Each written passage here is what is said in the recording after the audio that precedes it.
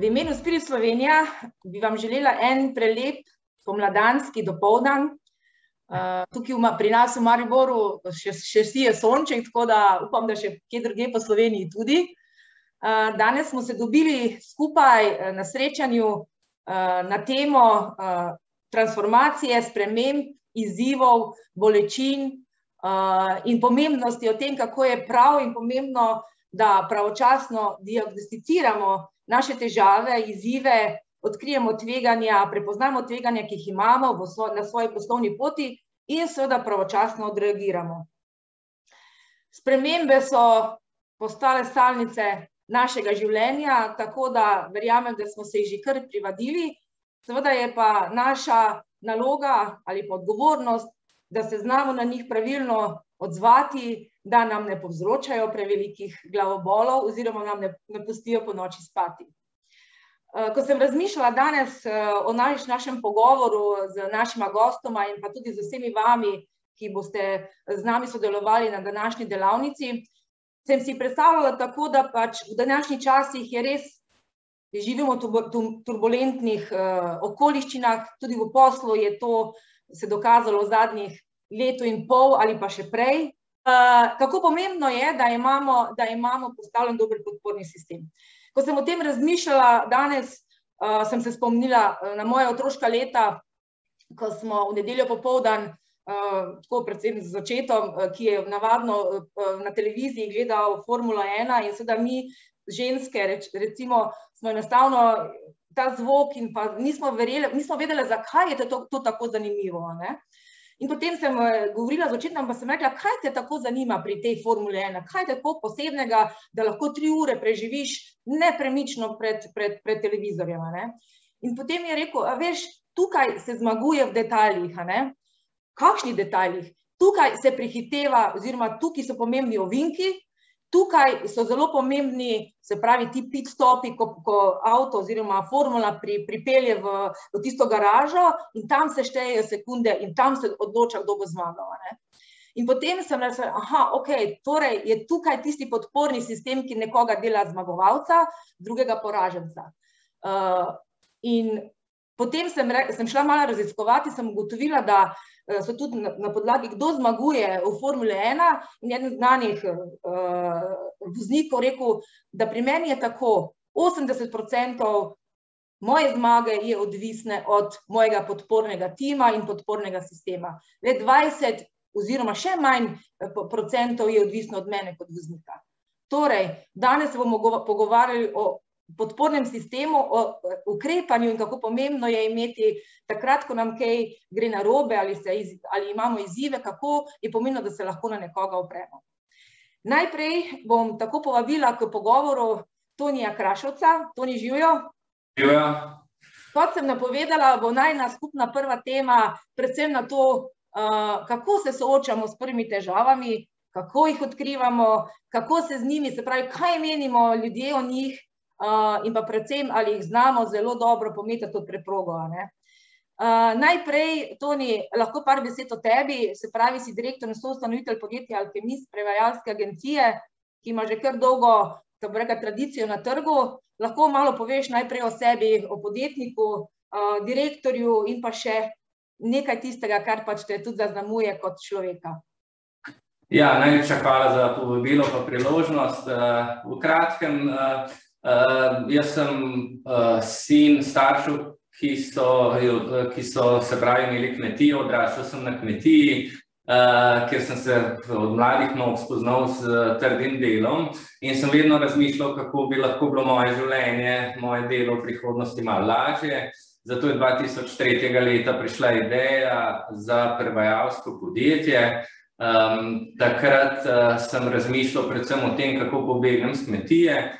Kasneje sem se pa seveda iz čistega startupa začel nekako izobraževati o podjetništvu, o pravilih, ki delujejo, o podpornem okolju, ki je zelo pomembno.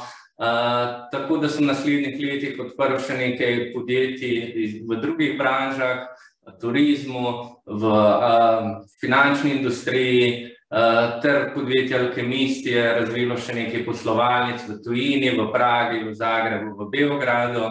Tako da so me skozi teh 18 let, so me izkušnje, predvsem pri delu z ljudmi, z vodenjem organizacije, naučile, kaj so tiste ključne stvari, ki vplivajo na to, ali je tvoja pot mogoče hitrejša, lažja in bolj uspešna na koncu.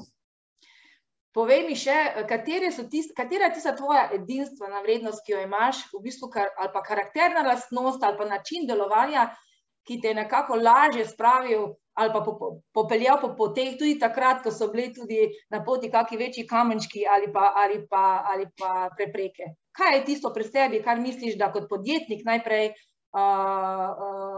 ki ti je pomagalo na tej poti in je tvoja res posebna neka moč, notranja moč, ki te je popeljala naprej? Mogoče bi bila to vera v to, da je vsaki cilj dosegljiv, da so sanje uresničljive. Jaz sem se vedno igral z idejami, prvo sem kreiral v svojih mislih, se veste, prvo moraš v mislih imeti, potem vidiš, potem se začnejo stvari kreirati. In jaz sem vedno verjel, da morajo biti tvoje sanje zelo velike, da lahko ti toliko velike, da so skoraj že nerealne, da od tebe zahtevajo razmišljanje v čisto drugo smer. Se pravi, da razumeš, da svojega cilja ne boš dosegel z istimi veščinami, ki si jih osvojil do takrat in so te do tam pripeljali, kjer si danes, ampak boš mogel osvojiti nove veščine, nove poglede na določene stvari, ki jih mogoče sam ne bi videl, če bi bil cilj preveč blizu, preveč mogoč, nekako avtomatsko dosegljiv, bom rekel. Jaz sem se vedno igral za mene osebno nemogočimi idejami. Se pravi, za mene je bilo zelo nemogoče, da iz kmetije razvijem mednarodno organizacijo, ki zagotavlja jezikoslovne storitve na takem nivoju, ker sam nisem iz te branže, nisem se študiral v tem, ampak so nekateri univerzalni principi v podjetništvu, ki delujejo ne glede na branžo, na področje in se predvsem tičejo samega razmišljanja podjetnika. Se pravi, vera in visok cilj sta ključna, da vas predramijo k iskanju novih veščin in svojega podpornega okolja, ki je zelo pomembno. Nekje sem slišala tvojo izjavo, da si zelo dober učenec oziroma študent. Kaj si s tem mislil? Ja, enkrat sem slišal en pregovor, da je John Boyle že zdavnaj izmislil toplo vodo. In to se mene nekako tako na en smeh dotaknilo in sem začel, vedno sem opazoval ljudi, podjetnike, umetnike ali pa športnike iz raznih področij, se pravi iz raznih sfer življenja, ki so uspeli, ne glede na svoje okoliščine, ki so jih imeli, ustvariti priložnost za sebe. In tukaj sem iskal neko rdečo nit. Kasneje sem skozi podjetniške mentorje, ki sem jih vedno sem iskal neke mentorje ljudi, ki so že prehodili pot, da bi mi lahko mogoče kakšno izkušnjo predali, da je ne bi rado na svojih plečih izkusiti. Sam vedno je tako, da poslušamo šele takrat, ko gre kaj narobe, preden je vse v redu, pa dokler je še dovolj v redu, ne poslušamo. Nismo navajeni sprejemati mnenj, ki nam niso blizu. Ampak ravno tukaj se razlikuje ta hitrost uspeha. Jaz sam bi lahko rekel, da sem velik dolžnik prav mojim mentorjem. Predvsem sem se naučil od njih več, ko sem jih opazoval, kot pa ko sem jih poslušal. Kako so oni svoje izzive premagovali, kako so oni iz majhnega podjetja naredili mednarodno, internacionalno, prepoznaven brand in to mi je bila vedno umetnost. Ista umetnost, ki jo vidim pri glasbeniku, ki kreira svojo umetnino, pri športniku in povsod. Se pravi, gre za iste principe v ozadju. Zato ni pomembno, z katerega okolja, branže prihajate, ampak pomemben je mindset, ki ga vi sebi ustvarite, se pravi, v kaj vi verjamete. Jaz sem si vedno svojo resničnost poskušal ustvariti prav sam. Čeprav mogoče zveni zelo neopipljivo, vendar iz je to ravno tisto področje, s katerega črpaš vso vero in energijo, ki te pelje po eni neprehojeni poti mogoče, kasneje se pa izkaže, da je to pravilna pot. Povej mi, na kaj v bistvu si v svojem življenju najbolj ponosen? Kaj je tisto, kar te po eni strani najbolj zaznamovalo, kjer si največ ali pa najbolje zrastel kot oseba, kot podjetnik, in kaj je bila tista, ali je bilo kak dogodek, situacija, izkušnja, kaj je tisto, kar te je najbolj zaznamovalo in na kateri si se največ naučil? Vedno sem se želel preizkusiti. Vedno sem tekmovalnega duha, sem že od majhnega, ko sem se športom ukvarjal, vedno sem se želel preizkusiti in biti čim boljši v vsaki stvari, ki sem jo delal. Ko sem začel svojo podjetniško pot, seveda nisem imel nobenih izkušenj, ne o vodenju ljudi, vse te izkušnje sem moral pridobivati dan za dnevom, kar je pomenilo, da sem v enih trenutkih izgubil zelo dosti dobrih ljudi, ker sam nisem bil kot vodja še dovolj močen, izobražen in širok, da bi razumel in znal voditi ljudi, ki so drugih karakterjev, drugih načinov razmišljanja. Ampak kasneje, skozi leta, sem si to vzel za nek osebnostni cilj in mogoče zelo ponosen sem na ljudi, ki so z mano že od samega začetka podjetja. Se pravi, da so se naši odnosi lahko tako poglobili, tako razširili v neko skupno razumevanje, spoštovanje, da lahko še po 10, 15, 18 letih skupaj enako navdušeno sodelujemo. To je mogoče neka tak osebnostni izziv, ki ga še vedno imam, to je konstantno učenje, biti boljši vodja. Kot drugo, kot samega podjetnika me pa zelo inspirira se preizkusiti tudi čisto na drugih področjih. Zato sem izhajal ne samo v prevajalski branži, šel tudi v druge branže, da bi se preizkusil, ali te veščine, ki sem jih do zdaj osvojil, delujejo tudi na drugih področjih. Tam, kjer v bistvu še do takrat nisem bil doma. To me ohranja najbolj živega, najbolj strastnega in najbolj me fila z energijo, da bi tako rekel. Ko grem v neznano, ko iz nečesa, ki je v bistvu samo zametek ideje, ustvariš priložnost. Z te priložnosti ustvariš priložnost ne samo za sebe, ampak tudi za druge ljudi, ki se lahko priključijo tem projektu. In to se mi zdi nekaj neprecenljivega, zato v bistvu sem tudi podjetnik, ker rad ustvarjam priložnosti, rad se preizkušam. Je to podajanje v negotovost ali pa naravnane ali pa nenačrtane vode je kar lahko velik izziv za mnogo koga, ne? Se pravi, tako kot spremembe nam včasih delajo kar velike preglavice, ker smo pač le navajeni, malo cone obdobja in da stvari tečejo, tudi če niso najboljše, samo da tečejo, ne, in da ni prevelikih turbulenc, ne. Povej mi, ko naletiš na neko težavo, ne, rečemo v podjetju svojem ali pa v tistih, ki pač deluješ, kaj so tisti ključni prvi koraki? Se pravi, ali to težava, ki jo jasno vidiš, kje je problem, kje je izvor, lahko so pa tudi take težave, ki se kažejo izključno samo kot posledica nekega drugega tveganja, skritega tveganja mogoče, ali pa izziva, ki ga v tistem trenutku še ne vidiš zelo jasnega, v čem je problem. Kaj je tvoj ključni prvi korak ali pa prvi koraki, da prideš, da lahko saniraš neko situacijo, ki je pač nastala tokom poslovanja? Kot sem že na začetku omenil, v samem štartu je mindset najbolj pomemben. Če razumete, da je uspeh zelo slab učitelj, potem boste začeli kmalu razumevati, da so v bistvu samo situacije, ki so vam težavne, nenavadne in ki so izven vaše cone obdobja, prav te situacije, ki vam v bistvu prinašajo dodano vrednost kot osebnosti in kot človeku na določeni poziciji v podjetju. Se pravi, prvo je zelo pomembno, da sprejmeš realnost problema, se pravi, da težavo nasloviš in da jo sprejmeš, da tam obstaja in je. Se pravi, da je ne ignoriraš, da ne poskušaš pomesti pod preprogo, ampak enostavno, da jo sprejmeš. To je prvi korak. V naslednjem koraku osebno vedno vprašam za pomoč. Prvo vprašam za pomoč znotraj organizacije.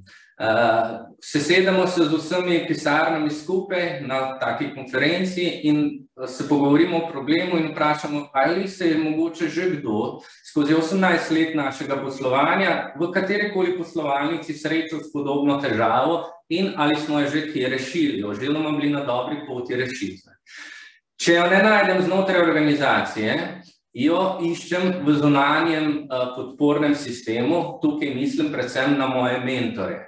Se pravi, zelo pomembno je, da skozi svojo rast in svoje korake v podjetništvu identificirate potencialne mentorje, ki jih spoštujete, ki so se z rezultati dokazali skozi čas, da niso samo teoretiki, predavatelji, učitelji, ampak so dejansko tudi kreirali sami podjetja iz štarta, ga niso dobili mogoče podedovanega, niso dobili neka sredstva za to, da so se igrali podjetnike, ampak so enostavno res izkusili to pot. No, taki mentori so neprecenljivi v teh trenutkih. Kot tretje je meni osebno bilo vedno zelo težko na začetku sprejeti njihove odgovore. Kajti odgovori ponavadi so zelo direktni, zelo kruti, zelo resnicoljubni, kajti mentor vam želi samo dobro. Na nas pa je, ali se nam bodo vklopili vsi obrambni mehanizmi in nam ne omogočili, da ta informacija sploh pride do nas, ali bomo rekli, aha, super, hvala, grem v neznano, ne razumem, kaj si mi mogoče konkretno mentor zdaj trenutno svetoval, ampak bom to naredil, ker ti zaupam. In ko začnete delati, se vam začnejo kazati tudi odgovori, zakaj je bilo to tako pravilno. Se pravi, to bi bil nek drugi korak. Tretji se mi zdi, da je zelo pomembno, da ne razmišlja, da ne delamo problem večji, kot je. Včasih z enega problema naredimo 2 problema ali pa 3. Ideja ni, da naredimo večjega, ampak da ga poenostavimo, da ga poenostavimo na drobne delčke, katere lahko obvladamo, s katerimi se lahko začnemo soočati. To je neko tako izhodišče in mogoče zadnja stvar je momentum. Mogoče bodo se podjetniki lahko povezali s tem, da je veliko lažje, ko si ti v moving, ko ti delaš, ko ti razvijaš, ko podjetje laufa, ko ekipa gre v neko smer, ti je potem veliko lažje vsako težavo, ki pride nasproti, se z njo soočati. Če pa smo v statični fazi in se ne premikamo, pa se začnemo soočati s težavo, nas bo ta težava po vsej verjetnosti še globje posrkala in nam ne omogočila, da se lahko sploh razbijemo ta zid pred sabo. Nekaj podobnega, kot bi si zamislil vlak, ki se z neko hitrostjo pelje in ima neko drevo na svoji poti na tirnicah in če ima dovolj veliko brzino, bo to drevo odbilo iz svoje poti in bo vlak šel naprej. Če pa vlak gre prepočas, se bo vse skupaj ustavilo. Tako da nekako to so točke, na katere se opiram in predvsem se pa v bistvu vedno probam malo nasmejati, ker vem, da za problemom je v bistvu največja priložnost. Mi podjetniki moramo biti dobri reševalci težav. Če smo dobri reševalci težav, nas bodo stranke nagradile za svojo pozornostjo, zvestobo in bo cena nerelevanten zadnji faktor v odločitvi.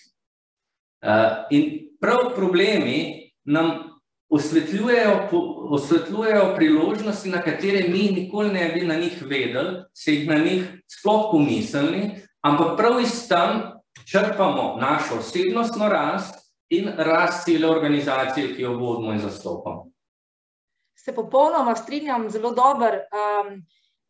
Ampak dejstvo je, da v bistvu ljudje smo tako naravnani ali pa če že nismo imeli prejšnjih izkušenj, da zelo težko se stopimo korak naprej in povemo, kaj nas teži in prosimo za pomoč. In brez tega koraka v bistvu ne moramo pričakovati, da bo nekdo priletel na vrata in nam samodejno ali pa samoiniciativno začel reševati težave. In neverjetno presenečenje, ki ga doživimo, ko prosimo za pomoč, je prav to, koliko ljudi, mogoče tudi taki, ki jih ne poznamo osebno, so pripravljeni priskočiti na pomoč in nam pomagati na neki poti. Kaj meniš o tem? Zakaj imamo tu včasih tako zaporo ali pa pregrado, da ne izrazimo svojih potreb ali pa ne izrazimo, se pravi, želje po pomoči? Jaz mislim, da je to čisto neka normalna ljudska lastnost.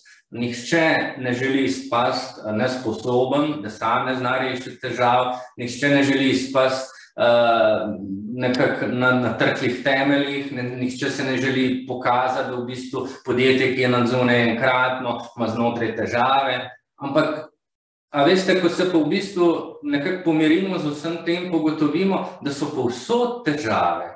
In da v bistvu težave so naša stalnica življenja. Danes bodo prišle nove, jutri še dodatne, na osebnem področju, na poslovnem in v bistvu način, kako mi delujemo, ko pridejo izzivi, je čas, ko definira nas kot osebnost. Zato bi vsem podjetnikom rekel, uporabite vse, kar vas lahko pripelje do cilja. In definitivno je nekaj najlepšega imeti ljudi, ki so že prehodili vso to pot, ki so se že zdavnaj dokazali. Druga težava je, kako pridobiti njihovo zaupanje, da vas bodo mentorirali, kako pokazati pravi odnos do njih, kako biti pravi, dober učenec in dober poslušalec. Zato pa seveda tudi rabite določen čas, preden boste začeli. Ne morete danes nekoga poklicati, ki ste ga včeraj spoznali, danes imam težavo, jutri.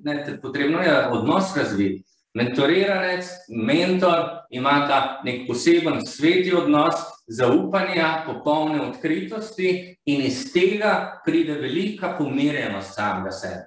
Veliko podjetnikov je v velikem stresu, ker nima sogovornika, ker nima na drugi strani občutek ima, da nima sogovornika, nima človeka, ki bi mu lahko povedal, delil izkušnje, mogoče samo pojambral, po domač povedano, ampak, a veste, to so pa prav vsi te mentori, ki vam lahko pomagajo. Zdaj, kdo pa so te mentori? Lahko so čisto iz različnih branž, iz različnih področij, ampak morajo imeti podobne vrednote, kot jih imate vi in morali so čez čas in prostor dokazati, da so vredni zaupanja s svojimi dejanji, s svojimi rezultati poslovnimi. In jaz sem se vedno poskušal obdati z mentori, ki mogoče imena njihova niso niti tako znana v svetu podjetništva, ker se niso nikoli izpostavljali, ampak se skriva za njimi neko bogato znanje, ki seveda presega moje znanje, že zaradi časa in prostora, v katerem živimo. Nekdo, ki se je 20-30 let kalil v vseh možnih krizah, verjemite mi, se je srečal z večino težav, s katerimi se vi na dnevni bazi rešujete. In bi vam z enim kratkim pogovorom lahko osvetlil en drug pogled na situacijo. In to bi pa prišlo do vas nazaj nova samozavest, nova vera v sebe in hkrati pomirjenost, kar mislim, da je ključno. Zdaj si že zelo dober nekako navezal na naslednjo temo in sicer moramo povedati, ti si že cirka več kot 10 let tudi eden od prostovoljnih mentorjev v različnih organizacijah in podjetjih, tudi v našem programu, ki smo ga štartali že letos, se pravi Early Warning Slovenija, o katerem bomo še govorili kasneje. Zdaj, se pravi, več kot 10 let si že prostovoljni mentor podjetij različnih, Včasih, ko rečemo prostovoljni mentor, je nek ta prizvok, če je pa nekdo prostovoljen, potem pa to ni resna zadeva oziroma ni profesionalna. Moja izkušnja, ker sem jo imela v enem podjetju v tujini, je bilo to, ker sem nekaj res prostovoljno delala in je bila sicer to moja odločitev, da pridem tja in so me najprej postavili na mesto in so rekli, ne glede na to, da ste tukaj prostovoljno, kar pomeni, da pač vas mi nič ne plačamo, za vas veljajo isti standardi, isti odnos, ista profesionalni nivo in se pravi pričakovanje od nas, kot da če bi bili pri nas zaposleni. Torej, povej mi tvojo odločitev, zakaj si postal prostovoljni, oziroma zakaj si prostovoljni mentor še vedno in par izkušenj z podjetji, ki si jih že mentoriral, kje se je najbolj zatikalo in kje si videl, da so v bistvu še vedno podjetja tako malo, ne bom rekla, imajo neke zavore v sebi, da ne stopijo naprej. Oziroma tudi tisti, ki so potem lahko zelo dobro napredovali. Vse konec koncev, če ima nekdo dobrega mentorja, lahko 15 minutah situacijo reši, če se povežeta oziroma če med njima nastane tista prava kemija, o kateri si prej govoril, in istih vrednotah.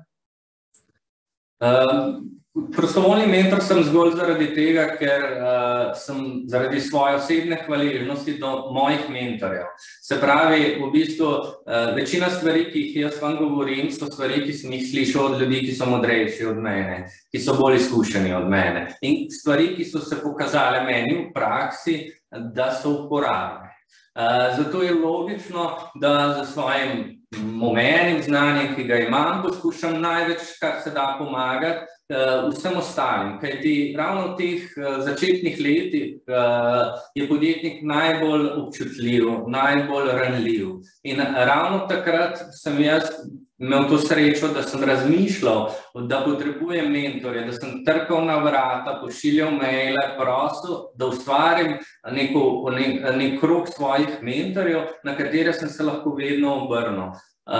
In mislim, da je neka dolžnost vsakega podjetnika, kateremu je bilo dano in pomagano, da tudi sam daje in pomaga naprej. Kar se jaz največ srečujem pri podjetnikih in tudi mogoče, kar smo imeli na zadnjih nekaj dogodkih, rdečo nit pri temah, je, da verjamejo v to, da neka zunanja situacija vpliva na njihov uspeh. Se pravi, mi imamo dober produkt, imamo dobro storitev, vse, ampak ker nimamo tega, nekdo drugi pa to ima, veze, denar, poznanstva, je pa to lahko naredil. No, vidite, to je, tudi če je to vse res, je to ena velika zanka, v katero se ne želite ujeti. Kajti, če se ujamete v to zanko razmišljanja, potem boste že v štartu 2 koraka nazaj stopili in v bistvu se bo vaša vera do vas osebno in tudi do vašega podjetja zmanjšala. To bo čutiti v vsakem stavku, ko boste opisovali svoje podjetje, sebe, in čutiti bo, da tukaj vi ne verjamete dovolj dobro v svojo lastno idejo, v svojo lastno rešitev. In ker vi ne boste verjeli, ker vi ne boste navdušeni, ker vi ne boste globoko prežeti z občutki, da resnično imate nekaj za ponuditi, potem se tudi na drugi strani trg ne bo temu odzval. Potem tudi ne boste najdeli dobaviteljev, ne boste prišli čez tista vrata, ki je nekdo drugi prišel, zato ker ste se že v štartu ustrelili sebe v nogo in zdaj probate iti na maraton. Ne, glejte, vi ne smete dovoliti, da se ujamete v zanko, da zunanje situacije, se pravi, iz tam, kjer vi prihajate iz okolja, ki ni podporno. Super. Se pravi, ste zelo trdoživi, to vam bo pomagalo na dolgi rok. Se pravi, če izhajate iz okolja, kjer ni sredstev, super, se boste znajdli, boste ful iznajdljivi. To vam bo vedno v življenju prav prišlo. Sredstva bodo prišla, za vsako dobro idejo se sredstva najdejo. To je dejstvo. Se pravi, če je ideja dobra, verjemite v njo, sredstva bodo prišla. Boste rabili pomočnike, mentorje, zaposlene, verjemite mi, ljudje bodo kupili vas kot človeka, ki verjame v sebe in v svojo idejo. Če pa vi dvomite, pa mislite, da če bi imeli nekoga, ki bi vas bolj porival, ki bi za vas kaj naredil, kakšna vrata, ki je odprl, to so pa take bližnjice, ker tudi če vam bodo vse to naredili, bo prišlo predslej, da vi ne boste znati organizacije voditi. Tudi če vam nekdo iz nule postavi 10 ljudi, kako boste pa 10 ljudi vodili, če še 2 niste do zdaj vodili, ker gre za drugo dinamiko. Se pravi, a veste, plačilo vedno pride, vprašanje je samo, ali plačate ceno v štartu, ali jo pa kasneje plačate. Skoraj nima več kaj na to dodati, a ne? Edino mogoče, ker smo že proti koncu, eno zaključno misel, ki bi mogoče povzela vse to, kar si povedal. Torej, če se odrekamo odgovornosti v sebi, potem se odrekamo svoji lastni moči. Se strinjaš? Absolutno, absolutno. Toni, jaz se ti zelo zahvaljujem za tale pogovor. Jaz mislim, da je bil zelo odprt, iskren in da smo vsi od tega kaj dobrega in pozitivnega odnesli, da bomo bolje prevzemali svoje odgovornosti za lastna dejanja in s tem tudi jačali svoj pogum in svojo moč, ki jo vsekakor imamo vsi v sebi. Toni, hvala še enkrat in vse dobro. Najlepša hvala tudi vam za povabilo. Vse dobro. Evo, zdaj smo zaključili s prvim delom, zdaj pa nas že čaka z nami oziroma se nam je že pridružila Tatjana Fink, kjer bova skupaj osvetlili poslovne modele. Tatjana, živijo. A se slišimo? Samo vklopi si... Evo, živijo, Tatjana. Pozdrav, Alenka, in vsi na drugi strani, ki jih ne vidim, pa bi si jih želela videti. Ja, kako je v Kopru v redu, ne? V Kopru je super, malo imamo oblačno, ampak v redu. Dobro. Zdaj govorili bova o poslovnih modelih. Zdaj poslovni model, včasih smo rekli mu še tudi kako drugače, v bistvu je zelo preprosta definicija lahko, kako ustvarjamo neke produkte in izdelke in kako jih na koncu prodamo. In vse tisto vmes, ki se dogaja, da pridemo do tega. Torej, poslovni model naj bo neka kreiranje ali pa ustvarjanje produktov in izdelkov, kreiranje njihove vrednosti in kako to vrednost plasiramo do svojih kupcev in na koncu koncev zelo pomembna stvar, kako del te vrednosti nekako ohranjamo znotraj podjetja oziroma jo zadržimo, da lahko podjetje seveda tudi ima neko pozitivno finančno uspešnost. Kaj meniš? Kaj je tvoja definicija poslovnega modela?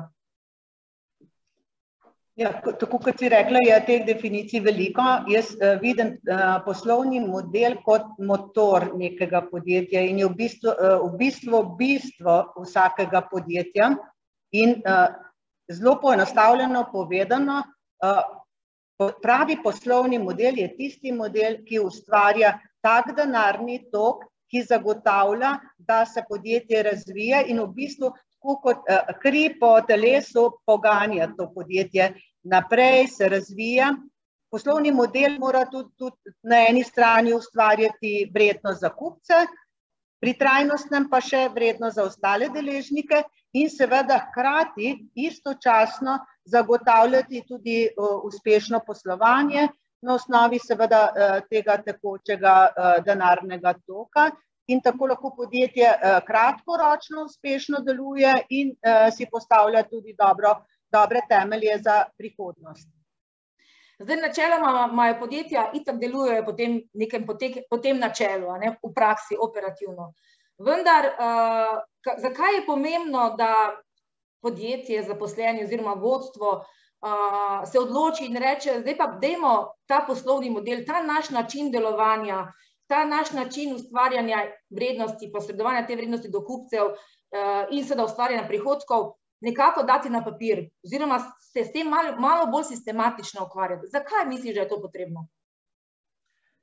Razlogov za to je sigurno več. Eden od razlogov, posebej v teh časih, je to, da prihaja v ekosistemu vsakega podjetja danes, ne samo zaradi korona situacije, do izjemno velikih sprememb.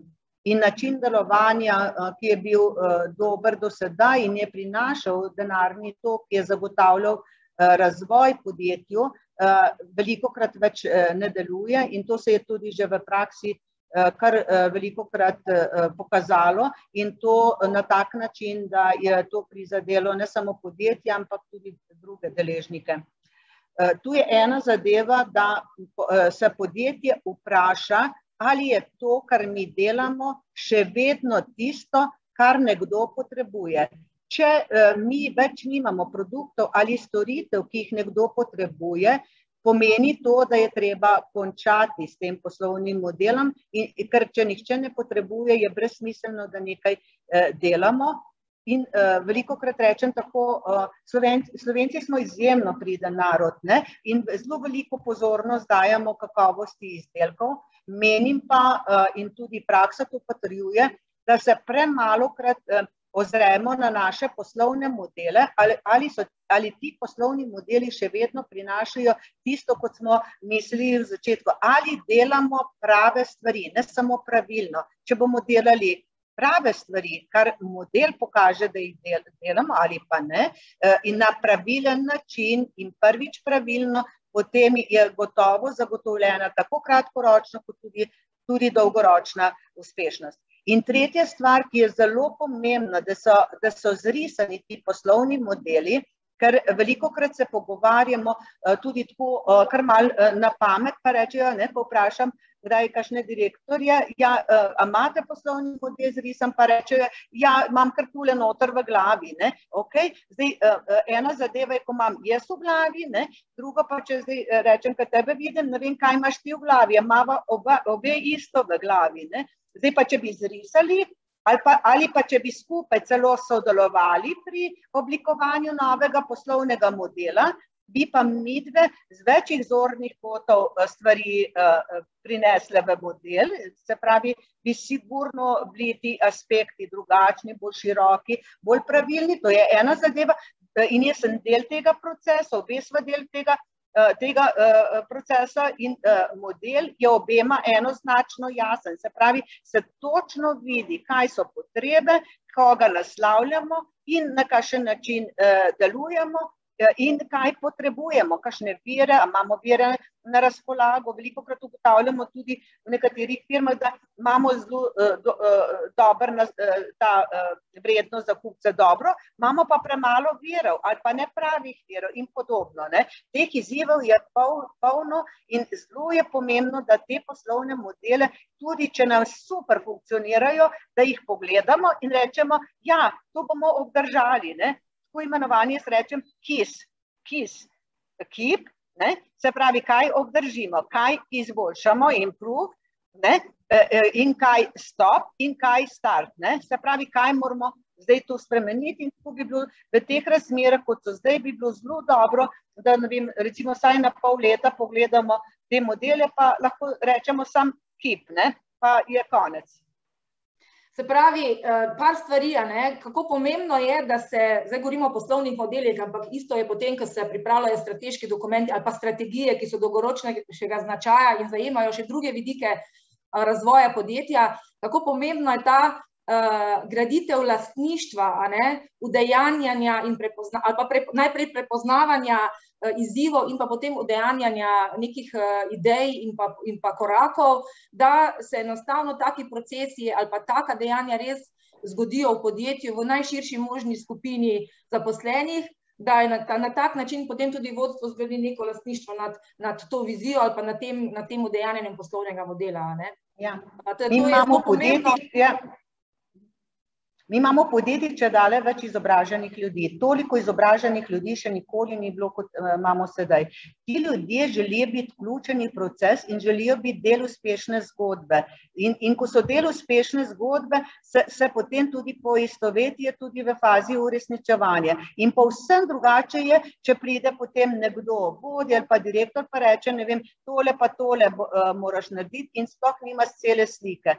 Tako pa imaš tudi, če si odgovoren za en del procesa, imaš ti celo sliko in ti je pa popolnoma jasno, zakaj nekaj delaš in drugo ti je popolnoma jasno tudi to, kako si do tega prišel in še to, da si tudi sam prispeval k temu, da se je ta novi model skreiral in boš v takih pogojih tudi vse naredil, da se tudi uresniči.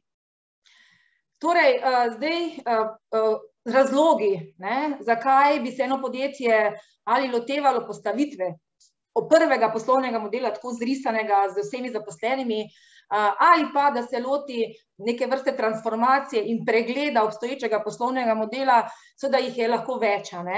In zdaj v zadnjem letu in pol menim, da enostavno je bilo toliko turbulentnih zgodb ali pa situacij, izzivov, sprememb, da po mojem niti en poslovni model ni več obstal v istem segmentu ali pa z istimi značilnostmi, kot je bil pač postavljen mogoče kakšno leto prej. Poleg teh izzivov, ki pa so jih prinesla zunanja tveganja, seveda imajo podjetja tudi notranja, celo prikrita tveganja, ki enostavno so vedno tam, ampak se nikoli ne odkrijejo, se nikoli ne pridejo do tega izvora, ali pa ne želijo, včasih tudi pometamo pod preprogo, ki v bistvu naslavljajo predvsem te vidike, ki se tudi nanašajo na trajnost, se pravi, kaj se dogaja z njihovim odnosom do okolja, tukaj je lahko skrito tveganje, ne vem, prikriti stroški zaradi neustreznega ravnanja z odpadki, na primer, in podjetja plačujejo sankcije, ki v bistvu bi bila nepotrebne, če bi transformirali svoj način poslovanja. Do svojih zaposlenih, kakšen odnos in tako naprej, in seveda tudi do ekonomske skupnosti, v kateri delujejo, kaj prispevajo. Torej, povej mi, če gremo zdaj mogoče kar na segment poslovnega modela, vse segmente, ki jih poslovni model se pravi vključujejo, na kak način naj podjetja razmišljajo in vključujejo te vidike trajnostnega poslovanja, ki konec koncev, jaz mislim, da sploh ni več dilema, da jih, ali pa njihova odločitev, da jih mogoče bodo ali pa ne bodo vključevali v način poslovanja, ker enostavno to postaje že nova realnost in kateri morajo slediti. Na kak način, se pravi, če greva po segmentih? Zdaj, lahko jaz delim poslovni model, zaradi tega, da bomo bolj videli, bom izdelila, tako da bomo vsi tudi vizualno lažje videli. Zdaj moram iti pa nazaj. Se že vidi, se ne vidi? Ne še? Aha, ok. Ni še ta prav, ga moram najti, mislim, ta se mi noče odpreti, zdaj da ne vem zakaj. Bomo počakali? Ja, saj lahko me sprašuješ naprej, tuk časa bom pa jaz najdla tale, zato ker se mi je skril nekam. Zdaj, kar se tiče same trajnosti, ravno zdaj smo na delavnici, kjer se ukvarjamo tudi s tem, ker se podjetje ukvarja tudi s trajnostnimi projekti, tehnologijami in kjer so njihovi kupci tudi podjetje iz Saudske Arabije. Do zdaj je bila percepcija, da oni dol teh trajnostnih vidikov enostavno jih ne registrirajo, tudi ne postavljajo zahteve. Danes je pa ravno prišla informacija, da en njihov stalen kupec že išče varianto, in sicer varianto glede tega, kako bodo te trajnostne vidike ukomponiral v svoje poslovanje in še več, on celo zdaj organizira seminar na to temo in je vse svoje tele partnerje tudi na to povabil. Ja, zanimivo, ne? Zelo zanimivo. Tudi nekateri so tudi zaradi tega, ker so prišli z novo trajnostno strategijo, pridobili že kar nekaj novih poslov. Tako da to je tema, s katero se ukvarja cel svet in to več ni dilema, ali je to smiselno, ali to povzroča, ne vem, take in drugačne stroške, ampak to je to. To je to, kar absolutno je sedanjost, ne prihodnost. In to torej povzroča enostavno kronična tveganja, če se podjetja s tem ne bodo, se pravi, začela ukvarjati, ker konec koncem bodo ti stroški skozi prisotni in nastajali in bodo podjetje seveda s tem tudi slabili. A si uspela mogoče zdaj? Ne, sploh se mi noče tako, da greva lahko naprej, pa bomo našla tole, ker se mi je nekam skril tam, pa se bo najdel. Zgleda, da imam preveč odprtih, ker smo imeli delavnico, pa imam preveč tehle strani odprtih. Ampak ga bomo našli, greva lahko kar naprej, pa bom jaz tole. Zdaj, mogoče greva na segment, se pravi, prepoznavanja. Aha, evo, zdaj pa nekaj. Ne, tale ni ta prav, ni bil ta prav. Ga moram sem ta prav ga še najti. Na segment dogajanja v smislu, kako kreirati edinstveno vrednost produkta ali storitve, ki je podjetje naslavlja, ker konec koncev bo to tudi, mislim, da prva naslednja tema v seriji naših 12 pogovorov oziroma delavnic prihodnje, Zato, ampak dobro, se bomo zdaj šli po segmentih, ampak kako v bistvu skreirati, začeti z razvojem, se pravi z razmišljanjem, kakšno dodano vrednost oziroma edinstveno vrednost našega produkta ali storitve bomo skreirali in seveda s tem, da zdaj postaja tudi edinstvena vrednost v smeri trajnosti, kjer se to okno možnosti pa priložnosti vedno bolj odpira. Ja, absolutno. Zdaj vidite, ne? Model. Vidimo, super, tako.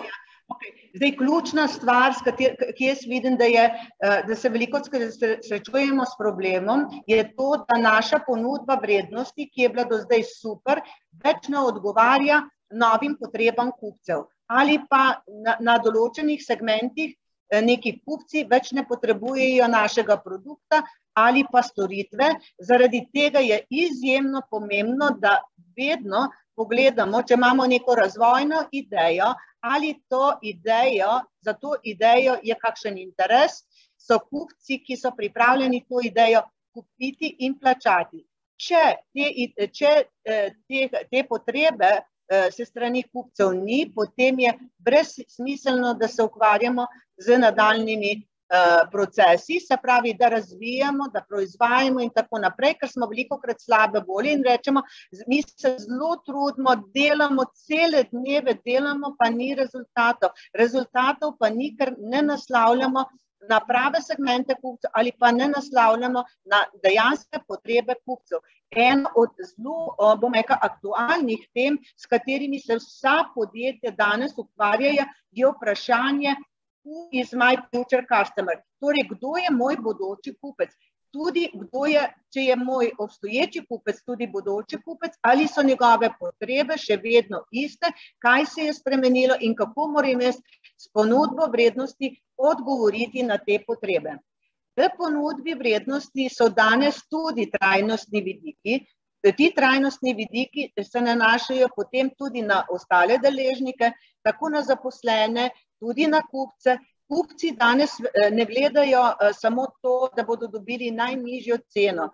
Najnižjo ceno smo mi ugotovili in se je iz modela zelo jasno pokazalo, ko smo delali analize, da kadar je vprašanje samo cena, potem je tvoja ponudba vrednosti, se pravi, na nivoju, kot jo ima vsak in ne predstavlja neke edinstvene prednosti. Če je tvoja ponudba vrednosti v kakršnem koli smislu unikatna in odgovarja direktno na potrebe kupcev, potem nikoli ne bo samo cena vprašanje. Seveda pa, nikoli. Če pogledamo kupci, če se strinjaš, seveda zdaj vse to ni nič novega, ampak dejstvo je, kot si prej rekla, da moramo vedno znova prevetriti ali pa se poglobiti v situacije, ki jih počnemo, kaj izboljšati, kje so se zgodile spremembe. In pri kreiranju vrednosti vašega produkta ali pa storitev je prav to zdaj, da smo kupci vsi vedno bolj zaveščeni. In naprimer mene osebno, poleg tega, kakšne kvalitete je moj neki izdelek, ki ga kupim, me zanima tudi, iz kakšnega materiala je narejen, ali ta material potem, ko bom jaz, naprimer, ker bo en stol odslužil mojemu namenu, kam ga bom dala in kje bo zaključil svojo življenjsko pot. Se pravi, ta celotna vključitev te celotne analize ali pa poti življenjskega cikla produkta, ki mene kot kupca tudi zanima. In sem zato tudi pripravljena plačati mogoče malo višjo ceno, ker pač imam te vrednote v tej smeri.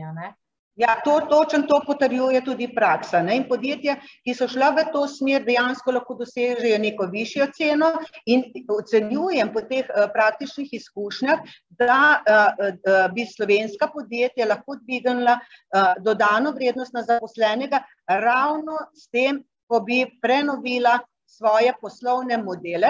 To pa pomeni, da bi naslavljala pravo ponudbo vrednosti, tisto, kar kupec dejansko potrebuje, v času, ko on potrebuje, in da bi tudi za posamezne segmente kupcev, ki jih naslavlja, res zagotovili unikatno ponudbo, se pravi tako, kot je posamezen segment potrebuje.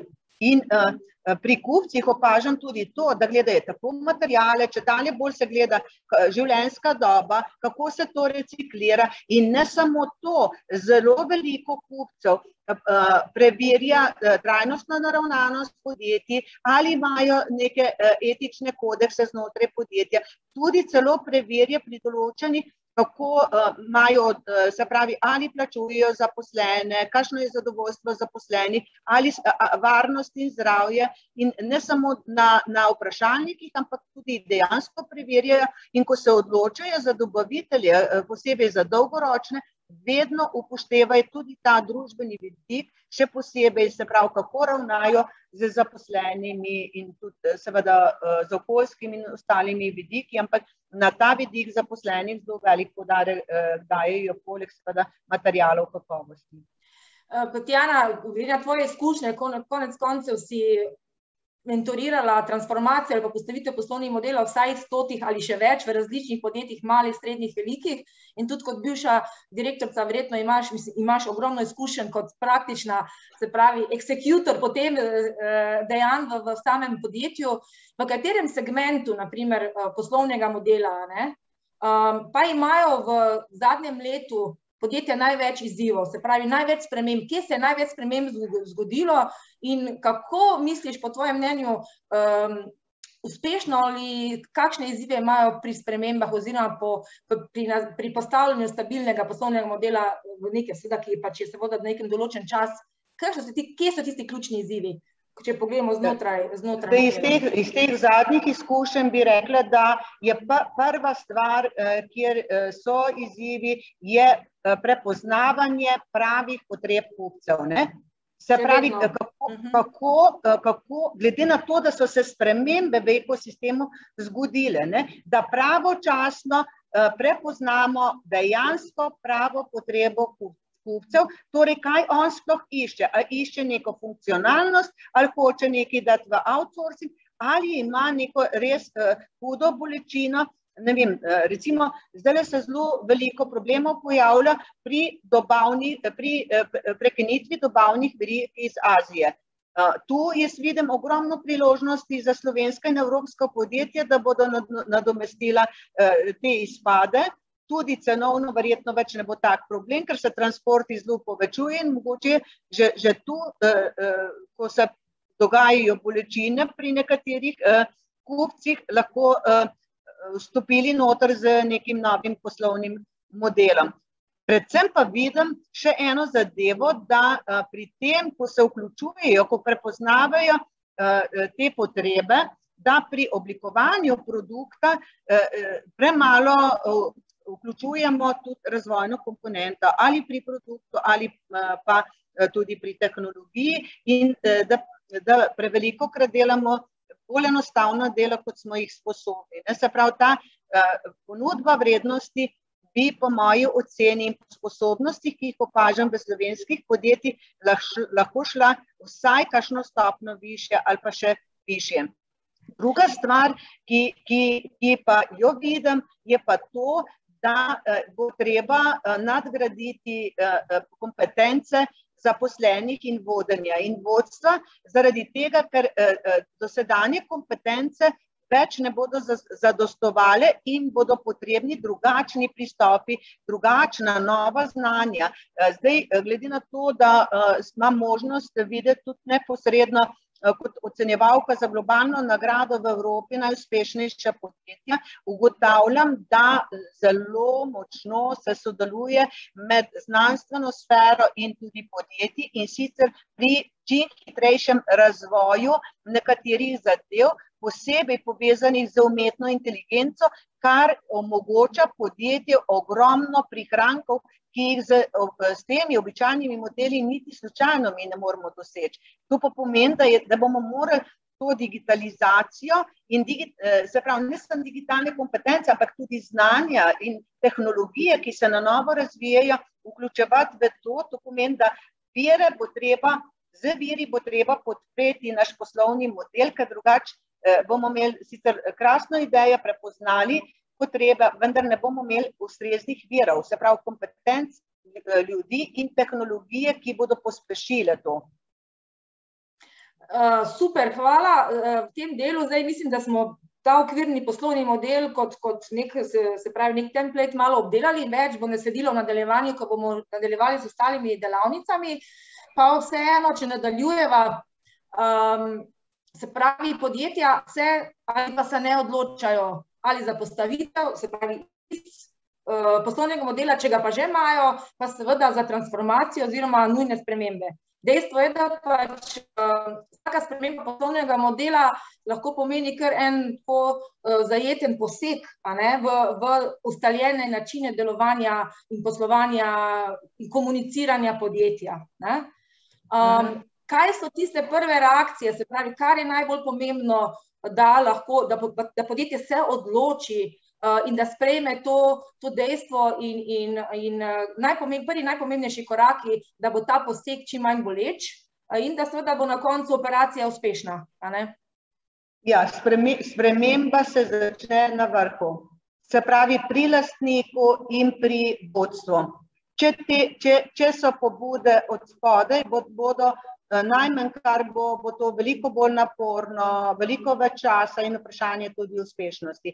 Poslovni model je zgodba vodstva in vodstvo je tisto, ki je boter in kreator tega in tudi potem bedi nad celotno zgodbo, ker, kot sem rekla na začetku, poslovni model je motor podjetja, je kot kri v podjetju, ki zagotavlja likvidnost in če tega ni, potem so problemi na vseh segmentih. In je zelo pomembno, da vodstvo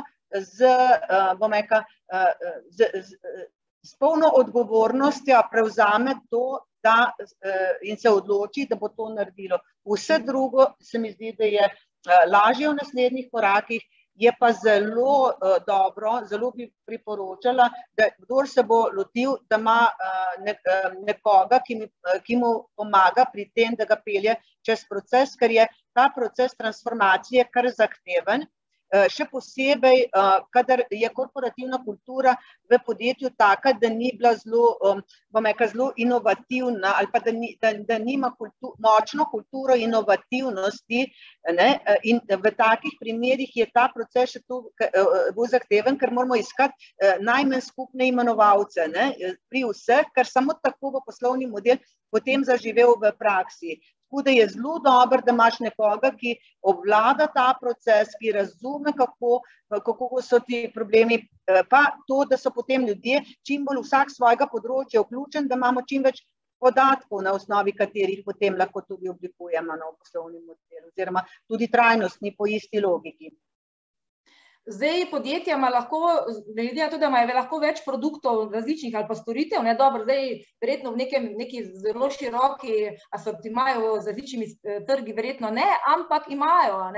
To pomeni, da tudi več poslovnih modelov v enem podjetju obstaja in je pravilno oziroma praktično učinkovito, da je več poslovnih modelov glede na njihovo storitev.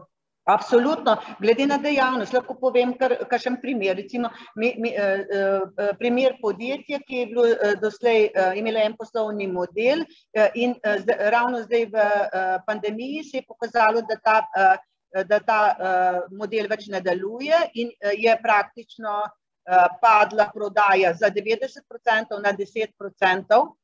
Kar je bila odvisnost od enega kupca pa od ene branže tako močna in potem nismo opustili ta program, kljub temu ne, ampak smo ga razširili na več kupcev, se pravi smo razširili segmente kupcev na tem programu in pa potem šli v popolnoma nov program, čist na novih segmentih, čist z novimi produkti, ki je izven te obstoječe branže. To je bil recimo primer enega podjetja. Zdaj tudi delamo na primeru drugega podjetja, kjer po mojem bomo imeli 3 do 4 poslovne modele oziroma trajnostne modele. Smo pa delali tudi s firmami, ker smo 3 poslovne modele delali, zato ker so segmenti kupcev, pa tudi sami produkti, pa tudi potem viri različni in se je mnogo bolj se obnese to, da imamo zelo jasno postavljene modele potem tako, da targetiramo na tista področja fokusirano, da imamo prioritete, ne da je vse pomešano. Na koncu dejstvo je, da v bistvu spreminjamo poslovni model ne samo takrat, ko imamo neke izzive ali pa težave, ampak mogoče tudi takrat, ko imamo samo sladke probleme, če temu tako rečemo. Naprimer, če naenkrat se poveča prodaja ali pa naročila, tudi to se je dogajalo v zadnjem letu in pol. Na eni strani smo imeli podjetja, ki enostavno so jim naročila res padla na 50%, kar je izjemen preskok oziroma padec. Na drugi strani so podjetja, ki so izjemno rastla, in uravnavati in balansirati ta dva ekstrema skozi načine, se pravi sistemov, ki jih podjetje ima postavljenih, je zelo pomembno. In tudi poslovni model, se pravi, se odziva na to, se mora odzivati na to. Seveda, so bila podjetja, smo imeli tudi v sklopu teh programov, smo imeli podjetja, kjer so naročila izjemno rasla. Pri njih pa so morali pa uravnavati poslovni model na drugem nivoju, sicer so segmente raslo je tudi zaradi tega, ker so prepoznavali nove segmente kupcev in so jim ponudili nove storitve, hkrati so pa imeli v poslovnem modelu izzive na področju zagotavljanja dovolj virov, se pravi in tehnoloških, in kadrovskih, in tudi finančnih. Tako da v vsakem primeru vedno iščeš to ravnovesje v celotnem poslovnem modelu, tudi takrat, ko se ti zdi, da na trgu vse super gre. Ampak tudi takrat, jaz celo opažam, da pri nekaterih gre super, imajo ogromno naročil, imajo pa še priložnosti, ki jih mogoče, če ne pogledamo, sploh niso prepoznali, pa bi jih lahko, če bi si vzeli čas, pa pogledali in so še priložnosti, da bi lahko bili še boljši. Super, Tatjana. Evo, najin čas je iztekel. Mislim, da smo dobro čez tale pogovor osvetlili pomembnost in vlogo in pa namen postavljenega poslovnega modela, ne samo za start-upe, kot smo v bistvu v preteklosti dosti bolj nastavljali podjetja začetnike, da si postavljajo poslovne modele, ampak tudi sedaj podjetja, ki že delujejo 20, 30, 40 let na trgu, je pomembno, da pogledajo, delajo korak nazaj in pogledajo znotraj podjetja, kaj se da spremeniti, oziroma pogledajo vse tista tveganja, ki jim v prihodnosti pač ne bodo več služila. Tatjana, jaz se ti zahvaljujem, te prepuščam delu naprej drugemu, tako da hvala lepa in vse dobro. Hvala tudi vam, pa srečno naprej. Živjo.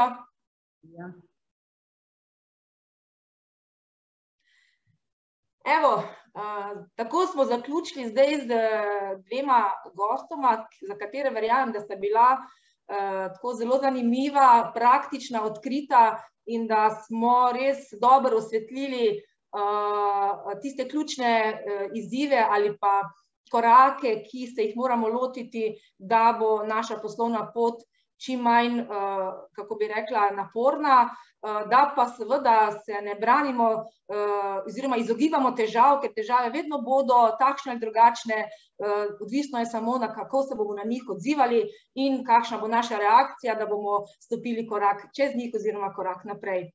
Kot smo na začetku omenili, je zelo pomembno, da imamo možnosti, se pravi, iskanja pomoči, ko doprijemo do te točke in vzpostavitve podpornega sistema za osebnega ali poslovnega, za nemoteno delovanje.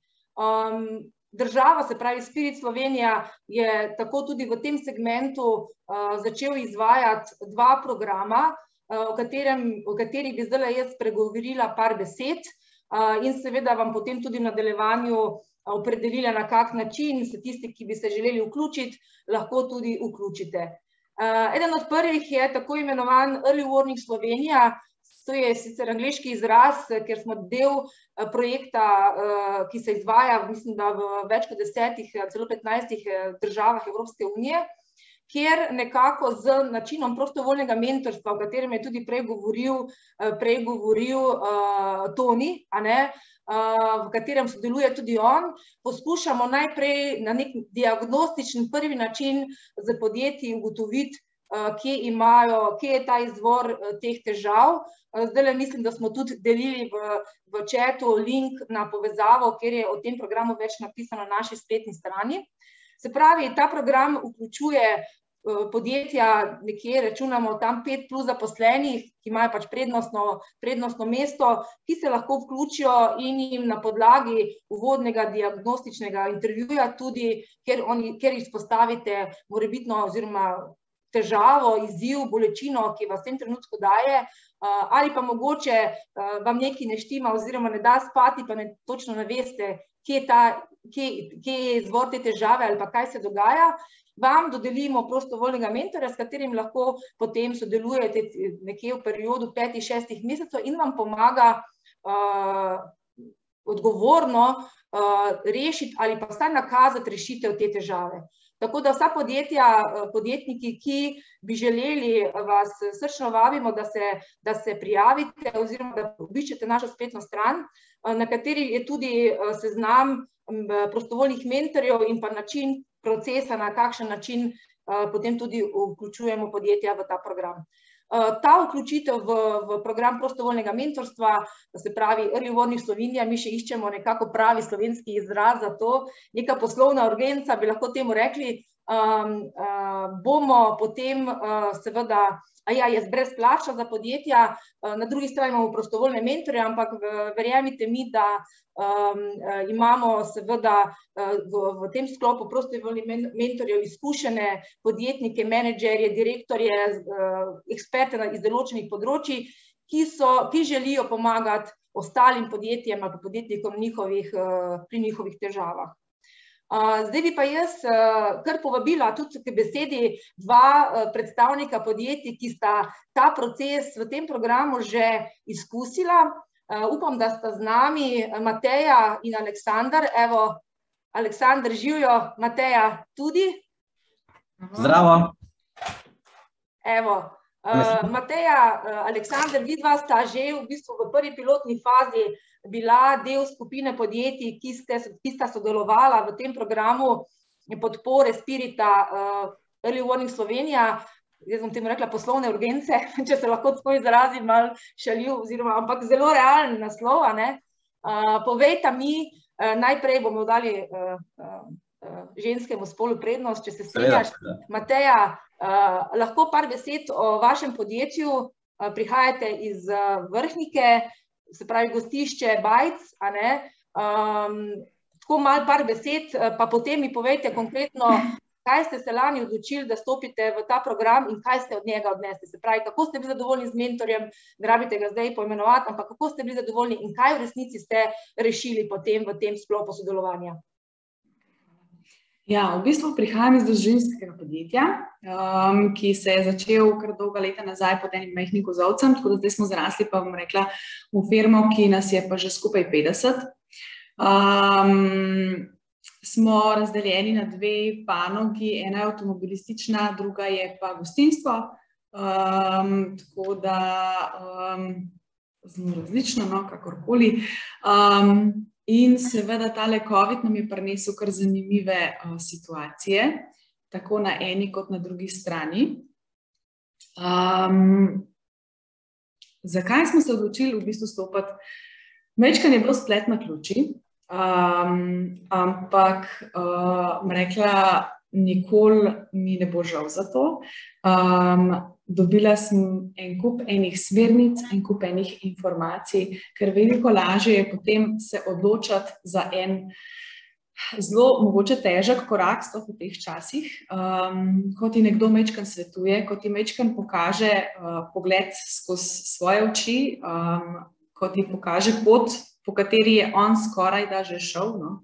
Mogoče ne ravno točno tako, kot je bilo zdaj v tej situaciji s tem COVID-om, ampak je pa zelo podobne situacije so v zelo različnih podjetjih, ki se sploh ne tičejo, rekla, ne gostinstva, ne avtomobilizma, ampak se lahko zelo hitro najdeš v vsakem od teh. Tako da mi smo naredili kar malo, v bistvu kar veliko sprememb, tudi pri samih produktih, tako kot, ne vem, zdaj imamo recimo v delu, recimo po nasvetu Tonija, spletno stran postavljeno čisto drugače, kot smo jo, rekla, zastavili. vključili bomo neke osebne zgodbe, to, kar je tudi naše vodilo, pa do zdaj tega nismo delali. No. Tako da to je to, no. To je to na hitro, kratko. Ukrepanje je pa bistvenega pomena, da ne smo aktivni in da začnemo iskati pomoč, kjerkoli pač in sploh smo lahko presenečeni, kdo nam lahko pomaga. Ne? Ja, za mene je bilo zelo tako, no, da nikoli ne bi rekla, da bojo ljudje, ki niso v enaki panogi, znali svetovati, ampak imajo, ja, meni je bilo to zelo hecno, da se najdemo na zelo enakih poteh pa na koncu. Hvala, Mateja, za tole refleksijo. Aleksandar, zdaj pa še prosim tebe, da predstaviš zelo kratko podjetje, se pravi Fun4U, iz Kranja, na kratko in potem podobno, če lahko izražiš svoje mnenje ali pa svojo izkušnjo, ki si se pravi odločil, da poiščeš pomoč skozi prostovoljno mentorstvo v programu. Ok, super, hvala.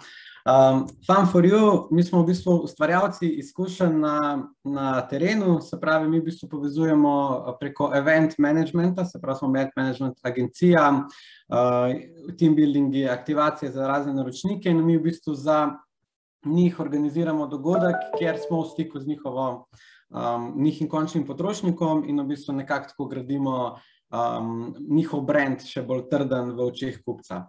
To na kratko. Jaz sem sicer tudi član SID Slovenija in sem tudi prek tega izvedel za to zadevo, tako da sem v bistvu pol rekel, da definitivno grem v to mentorstvo, ker vsaka taka izkušnja je neprecenljiva in že en pogovor z človekom, ki ima, ne vem, x let izkušenj na poslovnem področju, ti lahko spremeni samo en pogled in ta pogled ti bo potem tudi čisto drugače odprl nove poti, nove priložnosti. Tako da v bistvu moj glavni izziv je bil, glede na to, da smo v event management industriji, se pravi, tudi COVID je nas zelo prizadel, se pravi, nismo mogli izvajati nobenih dogodkov v živo in smo imeli veliko časa za refleksijo, kako lahko izboljšamo našo storitev za kasneje, ko bomo lahko to delali. In glavni izziv je bil, kako nas predstaviti kot podjetje, se pravi, naš brand v poplavi vseh ponudnikov, kje smo mi drugačni in kaj tista dodana vrednost naša, se pravi marketinško prodajna neka strategija, kako bi mi lahko izstopali, oziroma to, kar v bistvu vedno rečemo, da nas moraš doživeti, ne moraš nas opisati prek spletne strani in jaz sem imel ta izziv. In mentor je bil moj Tadej Zajšek in je bil izjemen, moram reči, da mi je odprl oči za 360 stopinj. In so ful dobro identificirala vse segmente, po katerih delujemo in potem je on ugotovil, da mi posod isto promoviramo, isto govorimo, na isti način delamo, se pravi, smo v bistvu skozi proces ugotovili, da za vsak segment posebej najdemo ton komunikacije glede na izzive in bolečine naročnikov in kje imamo mi tiste blažilce bolečin oziroma naše produkti, storitve, ki njim to pomaga. Se pravi, že ta perspektiva mi je dala tako, če bi sam to dobil, pa sem veliko več dobil, sem zdaj izpostavil glavno stvar, ki nam je dala,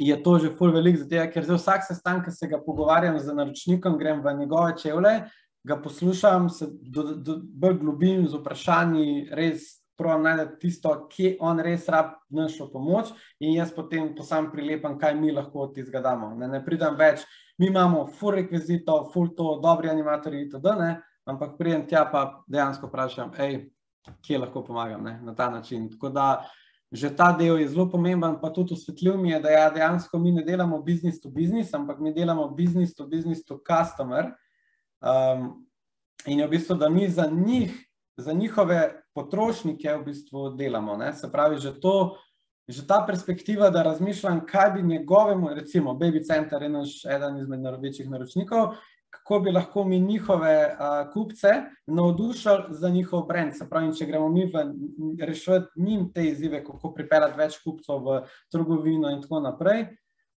že v bistvu rešujemo njim en izziv. Tako da nekako tako na kratko.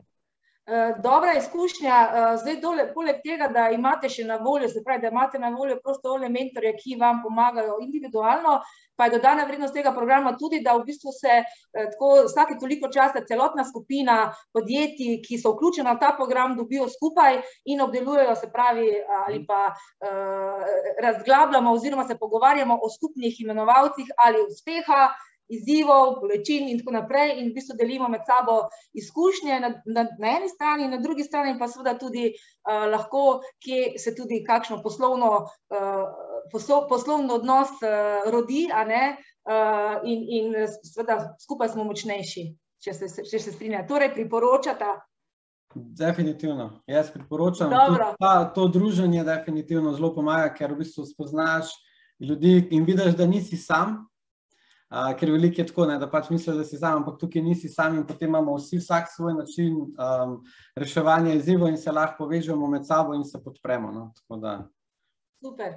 Mateja, še zaključna beseda, en stavek. To je to.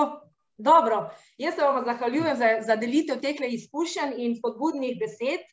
Hvala vama in vse dobro še naprej in se slišimo in vidimo. Hvala za povabilo. Enako, hvala. Jojo.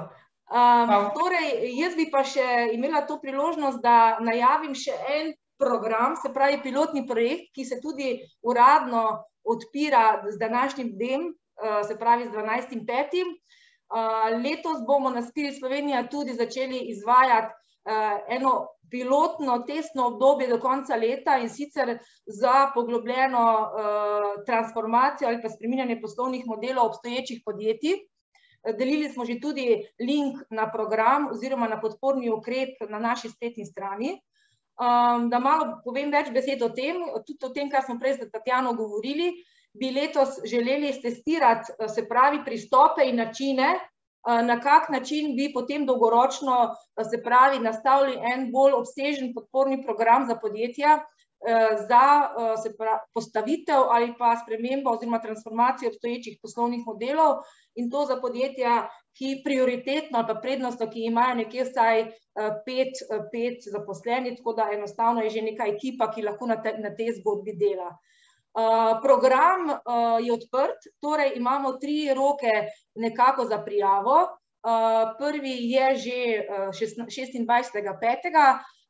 Na spletni strani je zelo en preprost obrazec in vprašalnik, s katerim se lahko podjetja, tisti, ki bi želeli se začeti ukvarjati z svojim poslovnim modelom, ali ga še nimate, ali bi želeli postaviti novega oziroma ga spremeniti obstoječega, ki se lahko prijavite, izražite interes in motiv, zakaj bi se pridružili.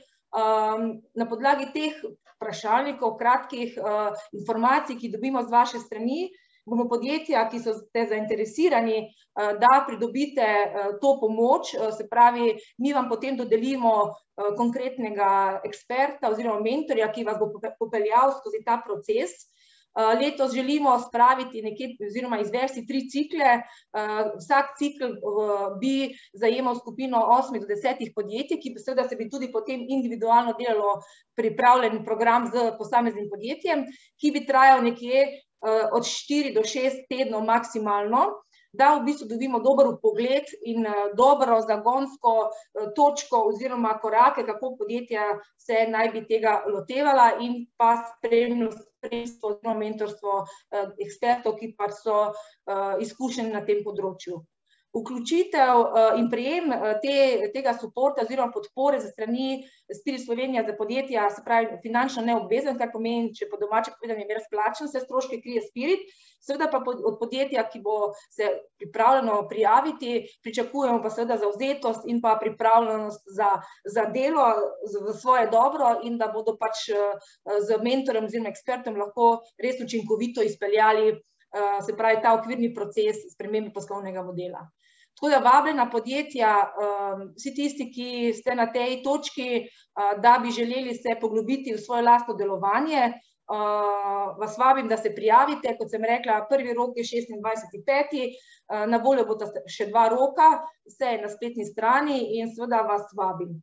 Tako da vas vabim in vas pričakujem z vašimi vprašanji. Zdaj bi pa tudi povabila, imamo še enih dobrih 5-10 minut. Če ima kdo od udeležencev kakršnokoli vprašanje, prosim, če ga napiše v chat oziroma v to polje, pa lahko še odgovorimo ali pa karkoli pojasnimo, če nismo bili dovolj jasni. Tako da izvolite, bomo še malo počakali, če se bo kdo opogumil. V nasprotnem primeru pa je na spletnih straneh, se pravi tako za program prostovoljnega mentorstva, kjer odkrivamo to osnovno diagnostiko izzivov, težav z prostovoljnimi mentorji, in pa program za transformacijo poslovnih modelov. Vse informacije so na spletni strani, kontakt in karkoli, če vas zanima, seveda smo vam na voljo še naprej. Na Spirit Slovenija bomo z veseljem sprejeli vaše vprašanja in na njih odgovorili, oziroma pričakujemo tudi vaše prijave. Ja, evo, imamo prvo vprašanje z strani Jolande. Ali je možno navezati stik z prostovoljnim mentorjem? Malo. Tudi kot srednja ekonomska šola Maribor. Zdaj takole je, v prvi vrsti in prioritetno je program namenjen podjetjem. Se pravi, podjetja, ki so registrirana kot gospodarske družbe, verjetno je pa srednja ekonomska šola javna inštitucija, tako da zaenkrat to žal ne pride v upoštev. Je še kakšno vprašanje? Sergej, obstaja finančna spodbuda za inovativna podjetja za razvoj trajnostnih produktov in podjetij. Takole je, zdaj se zaključuje program trajnostne strateške transformacije, kjer smo v mesecu aprilu že sprejeli zadnjo rundo skupino 13 podjetij, kjer so ta sredstva poleg kompletnega procesa strateške transformacije bila na voljo prav za, se pravi, razvoj trajnostnih produktov oziroma storitev podjetij. Tako da zdaj je tole zaključeno, je pa že v planu za naslednjo finančno perspektivo seveda novi ukrepi, ki so eksplicitno vezani tudi na, se pravi, en del na proces strateške trajnostne transformacije, na drugi strani pa tudi za investicije in pa spodbude na področju uvajanja, se pravi, ali pa razvoja trajnostnih produktov in storitev, ki pač tudi temeljijo na segmentih krožnega gospodarstva in drugih pomembnih vidikov trajnosti. Tako da spremljate nas, lahko se najavite oziroma prijavite za prejemanje mojega spletnega priročnika, ki ga boste prejemali lahko vsak torek, kjer bodo vse aktualne zadeve in pa informacije o razpisih in spodbudah tudi opisane oziroma najavljene. Tako da hvala za vprašanje. Imamo še kaj? Dobro. To so bili tisti, ki so se malo opogumili, se vam zahvaljujem za vprašanja. Na tej točki bomo počasi danes zaključili. Jaz menim, da smo se dobro pogovorili, da ste dobili nekaj informacij, nekaj spodbud za razmišljanje. Smo na voljo za vas na teh linkih, ki smo vam jih poslali. Tako da najlepša hvala za vašo pozornost. Sem hvaležna, da ste bili danes z nami in želim vam vse dobro in srečno še naprej. Nasvidenje.